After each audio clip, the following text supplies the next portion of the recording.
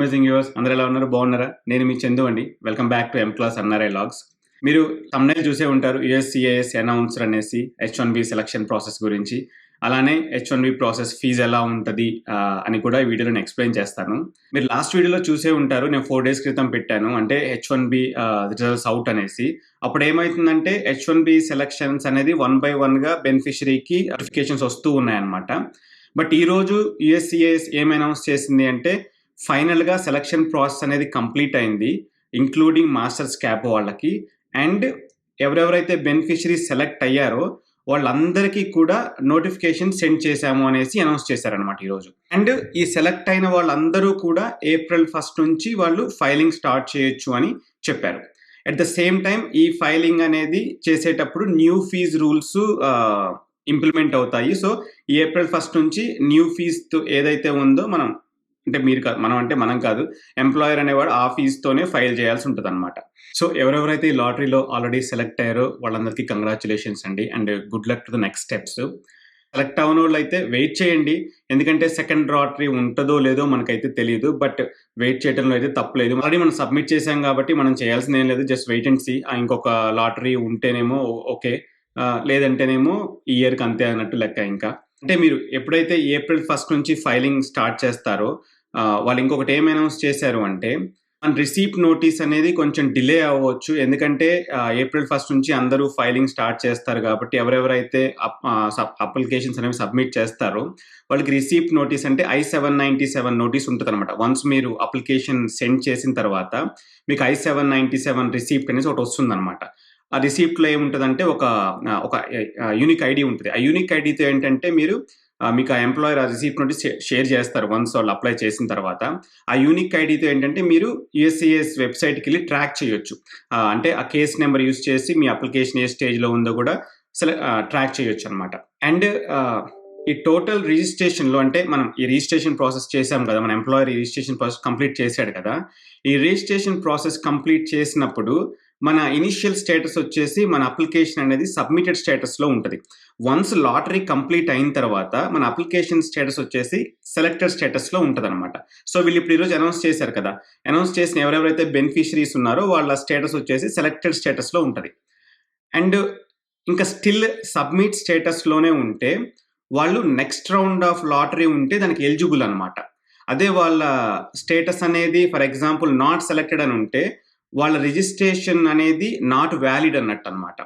అదే డినైడ్ అయితే డినైడ్ అన్న ఉద్దేశం ఏం చెప్పారంటే డూప్లికేట్ రిజిస్ట్రేషన్ అనమాట. అంటే వాళ్ళ ఎంప్లాయర్ మల్టిపుల్ టైమ్స్ సేమ్ అదే అంటే నీ పేరు ఉంటే నీ పేరుతోనే మల్టిపుల్ టైమ్స్, నీ పేరు కాదు, నీ పాస్పోర్ట్ ఐడి ఉంటే పాస్పోర్ట్ తోటి మల్టిపుల్ టైమ్స్ రిజిస్ట్రేషన్ చేస్తే ఒకటేసారి అది నాట్ వ్యాలిడ్ అనమాట.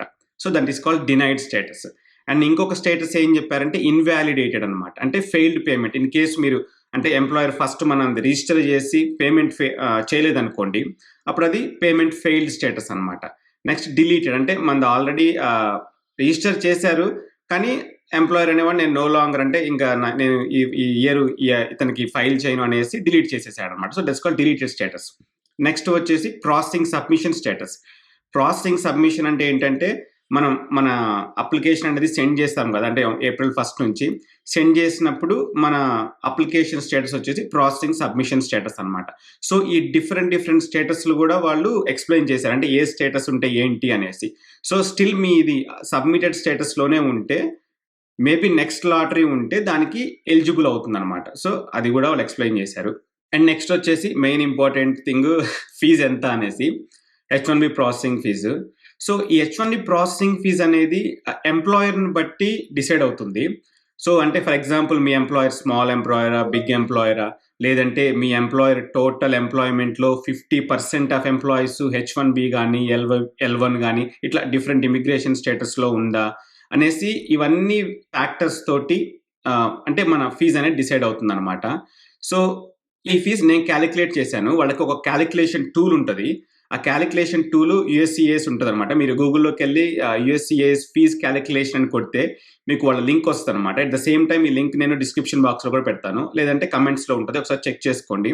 ఆ లింక్లోకి వెళ్ళి మీరు మీ అప్లికేషన్ టైప్ వచ్చేసి I-129 H1B అని సెలెక్ట్ చేసుకున్నారనుకోండి, అప్పుడు మీరు మీ ఈ H1B ఫైలింగ్‌కి ఎంత ఫీజ్ అవుతుందో అవంతా కూడా అక్కడ డిస్‌ప్లే అవుతుందనమాట. బట్ అక్కడ ఏమవుతుందంటే మెయిన్ ఫీజే డిస్‌ప్లే అవుతుంది. ప్రీమియం ప్రాసెసింగ్ ఫీజ్ అనేది అక్కడ డిస్‌ప్లే అవ్వదు. సో, అది ఎక్స్‌ట్రా అనమాట. Premium processing fee at this moment వచ్చేసి 2800 ఉన్నట్టుంది. సో, ప్రీమియం ప్రాసెసింగ్‌లో ఏంటంటే మీరు 15 డేస్‌లో మీకు రిజల్ట్ వస్తుంది. అంటే ఆర్ఎఫ్ఈ గాని లేదంటే స స కేస్ అప్రూవ్డ్ అయితే కేస్ అప్రూవ్డ్ కానీ ఏదో ఒక స్టేటస్ అయితే 15 డేస్‌లో వస్తదనమాట రిజల్ట్ అనేది. కాబట్టి ఇన్ కేస్ మీరు ప్రీమియం ప్రాసెసింగ్‌కెళ్ళాలనుకుంటే 2800 ఎక్స్‌ట్రా అనమాట. సో, టోటల్‌గా మీ ఆ టోటల్ ఫీజ్ ఏదైతే ఉంటదో అక్కడ మీరు సెలెక్ట్ చేసుకున్నప్పుడు అట్ ద సేమ్ టైమ్ దానికి ప్రీమియం ప్రాసెసింగ్ ఫీజ్ యాడ్ చేసుకోండి. అండ్ ఇంకొకటేంటంటే ఇక్కడ మీకు అంటే డిపెండెంట్స్ ఎవరైనా ఉంటే ఆ ఫీజ్ ఎక్స్‌ట్రా ఉంటది. సో, ఇవన్నీ కూడా డిపెండ్ అయ్యి ఉంటది. నేను నేను కూడా కాలిక్యులేట్ చేశాను. ఫర్ ఎగ్జాంపుల్ నేను అప్లై చేస్తే వితౌట్ డిపెండెంట్స్ ప్రీమియం ప్రాసెసింగ్‌తో కాలిక్యులేట్ చేస్తే ఎలా ఉంటదని చూస్తే నాకు 10,500 ఏమో చూపించింది. అంటే అన్నీ ఎక్స్‌ట్రానే పెట్టాను నేను. అంటే నాకు హైయర్ ఎంప్లాయీస్ ఉన్నట్టు లేదంటే H1B వాళ్ళు నా కంపెనీలో ఎక్కువ ఉన్నట్టు అవన్నీ కాలిక్యులేట్ చేసి పెట్టాను. పెడితే నాకు 10,500 వరకు చూపించిందనమాట. బట్ ఇది చెప్పా కదా! ఇది మీ ఎంప్లాయర్‌ని బట్టి డిసైడ్ అయ్యి ఉంటది. సో, మీకు మీ ఎంప్లాయర్ గాని, మీ లాయర్ గాని చెప్తారు ఎంత ఫీజ్ అవుతుంది. బట్ అది ఫీజ్ గురించయితే. అంటే మీరు ఆ టూల్‌లోకెళ్ళి ఒకసారి చెక్ చేయండి. ఎంత ఫీజ్ అవుతుంది అవన్నీ కూడా. బట్ దేనికైనా కూడా మీ ప్రీమియం అప్లై చేయాలనుకుంటే ఎక్స్‌ట్రా ప్రీమియం ఫీజ్ అనేది యాడ్ చేసుకోండి. వన్స్ అగైన్ కంగ్రాచ్యులేషన్స్ మీరు సెలెక్ట్ అయ్యి ఉంటే లాటరీలో. And good luck with the next steps. మంచి ప్రాపర్‌గా ఫైల్ చేసుకోండి. అండ్ పానిక్ అవ్వమాకండి. మీకు ఆల్మోస్ట్ ఒక 60 డేస్ టైమ్ ఉంటది సెలెక్ట్ అయిన దగ్గర నుంచి కూడా. సో, కాబట్టి పానిక్ అవ్వొద్దు. అండ్ డాక్యుమెంట్స్ అన్నీ కరెక్ట్‌గా చూసుకొని ఫైల్ చేసుకోండి. అండ్ ఈ ప్రాసెస్‌లో డాక్యుమెంట్స్ ఏముంటాయి, అలాగే ప్రాసెస్ ఎలా ఉంటది, ఇవన్నీ కూడా నేను ఒక వీడియో చేశాను. డిస్క్రిప్షన్‌లో లింక్ ఉంటుంది. ప్లీజ్ చెక్ చేసుకోండి. Please like, share and subscribe to M class NRI channel. Thank you and see you in the next video.